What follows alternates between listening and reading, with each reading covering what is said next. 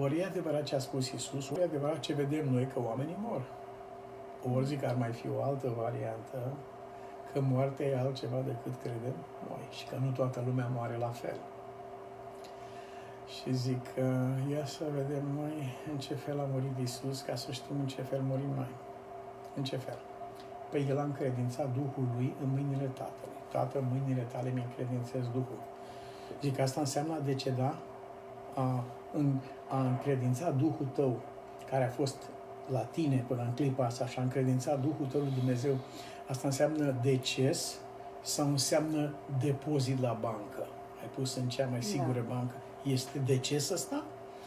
Deces este pentru omul care nu are niciun Dumnezeu. Omul a decedat, că la n-are unde să trimită Duhului. Pe când eu nu mor. Eu iau Duhul meu și zic, avem vreun exemplu? Da. Uite, zic, Ștefan a dat cu pietre în toată lumea, dar omul ăsta nu a decedat. Omul ăsta a spus, Doamne Iisuse, primește Duhul meu. Păi, când vorbești cu Iisus și îți primește Duhul tău, asta înseamnă a deceda. Zic, ăștia care n-au nicio...